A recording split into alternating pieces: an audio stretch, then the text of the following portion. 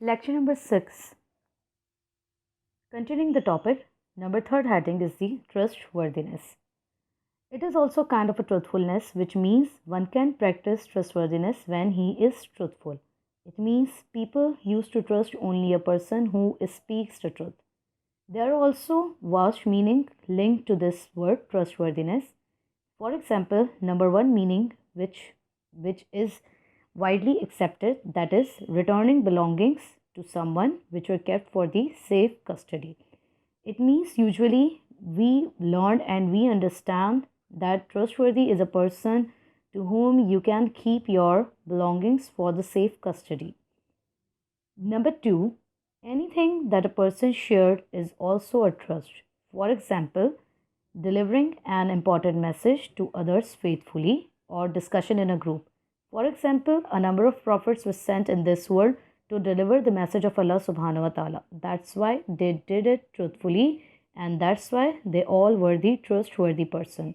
Similarly, if a person is sharing his secret stuff with you, it should not be discussed with the other person. Number three, providing complete justice and rights to the others. For example, inheritance of an orphan and being witness of someone. Providing justice, it is only possible when you witness something. It means you become trustful for that particular time. So, when you are witness of something, then you have to deliver the same situation towards the others. Or the second major thing we learn here, the inheritance of an orphan. If you are bringing up an orphan and he has some kind of inheritance, then it should be provided when he gets an adult.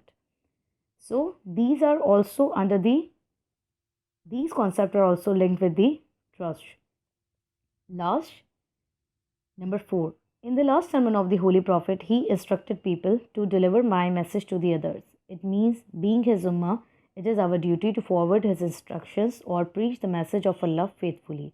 If we are guiding someone in a wrong way, we will be held accountable. People of Makkah trusted Holy Prophet so much that they kept their valuables with him. He was known as Amin by the Quraysh before revelation. Earlier, we have learned that Holy Prophet was known as Sadiq, and at the same time, he was known as Amin because he was truthful and he was trustworthy. Even the Quraysh leaders, who were the enemies of the Holy Prophet, they used to keep their particular belongings to the Holy Prophet for the safe custody. Number 4. Being good and kind.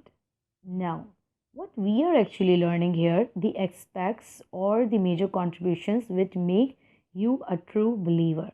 Now, who is actually a true believer? According to the Quran and Sunnah, the one who adopts the way to please his Lord. For example, he is serving others, he is helping others in the difficult situation, he is having mercy for the creation of Allah, he is feeding them, he is going to give them the clothes, providing shelters to the homeless. He is also able to free the prisoners of the war, and he is visiting the sick person. Such a person is said to be a true believer in the sight of Allah subhanahu wa ta'ala. Holy Prophet also said a number of hadiths regarding being good and kind towards the others and being a true believer. Holy Prophet said, a believer is he from whose tongue and hands other Muslims are safe. It means you have to be truthful, you do not have to lie, and you must stop your hands from the evil doings.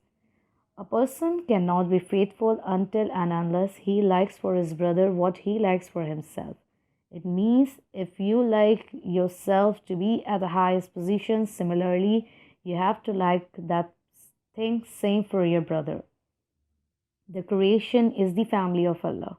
So, the dearest of the creations to Allah is he who is best to his family.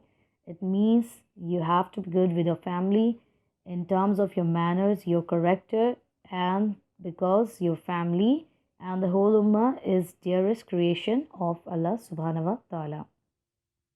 Number 5. Sacrifice for the country. Main purpose of the Pakistan's existence is to provide a land where people can practice Islam openly. In its creation, many Muslims lost their lives, houses, and the properties. Therefore, we must love our country. We should not hesitate to offer our services to our homeland, to maintain its peace, to the progress, and to its prosperity. Our country also demands us to establish a Muslim society because it was secure for only the purpose to practice Islam. So, we have to establish a Muslim society in which we can practice all the Islamic laws and ethics, and we can conduct the way of Islam so others can also embrace Islam easily.